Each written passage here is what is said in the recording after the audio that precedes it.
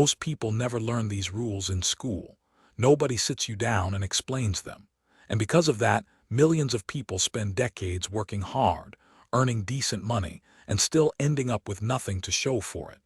Today, I want to share 5 money rules that genuinely change the way I think about finances. Not complicated theories. Not advice that only works if you already have a lot of money.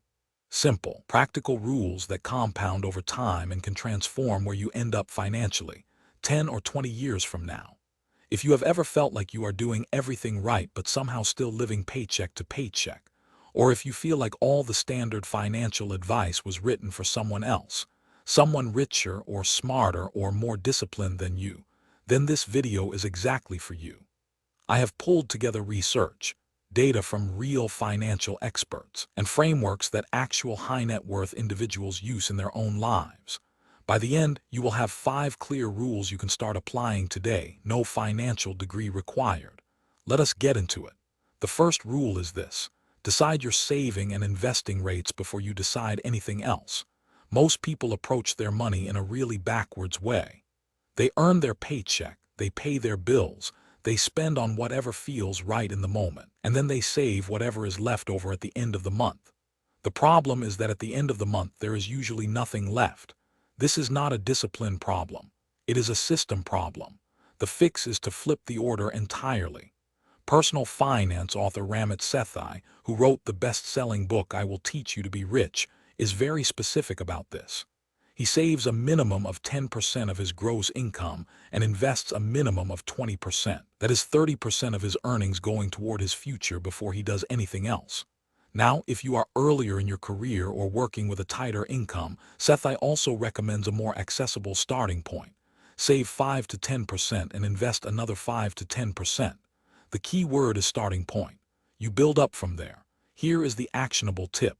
Set up an automatic transfer on the same day your paycheck hits, not the day after, the same day. The money moves to savings and investments before you even see it sitting in your checking account. When you automate the rule, you eliminate the decision entirely. You stop relying on willpower and start relying on the system. That is where the real change happens. And if you are wondering whether those percentages are realistic on your income, think about it this way. If you invest even 10% of your income consistently over 20 years with average market returns, the math gets extraordinary. Small consistent inputs compounded over time are how ordinary people build real wealth. The second rule is equally powerful. Build an emergency fund first and treat it like a non-negotiable expense.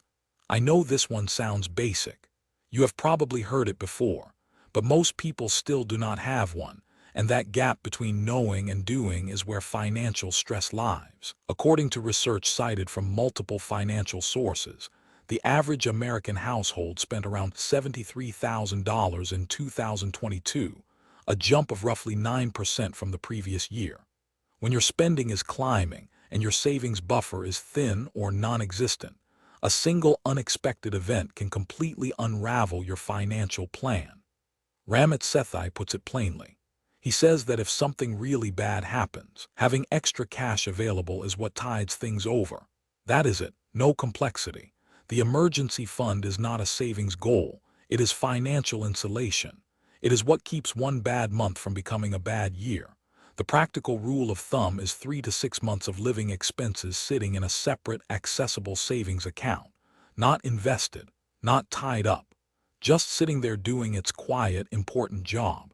If you are starting from zero, do not let the full number overwhelm you. Start with a goal of $1,000, then build to 1 month of expenses, then 3 months, ladder up gradually.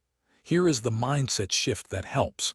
Think of your emergency fund not as money you are not spending, but as money that is actively protecting every other financial decision you make. It gives you options. It keeps you from going into debt when life happens. And life always happens. The third rule is one that more people need to hear. Never use debt to fund a lifestyle you cannot actually afford. This sounds obvious until you look at how many people are doing exactly that. Financed cars they could not pay cash for. Vacations on credit cards that took 18 months to pay off. Furniture on installment plans. Each of these individually might feel manageable, but together they create what experts call lifestyle inflation, where your spending grows to match or exceed your income no matter how much your income grows. A finance expert featured on CNBC described a rule he follows personally. He says never finance a luxury material purchase if you cannot buy it twice over in cash. Read that again. If you cannot afford to buy it twice, you cannot really afford it once. That single rule eliminates a huge percentage of impulse purchases and debt traps. It is a mental filter that kicks in before you swipe your card. Here is why this matters at the data level.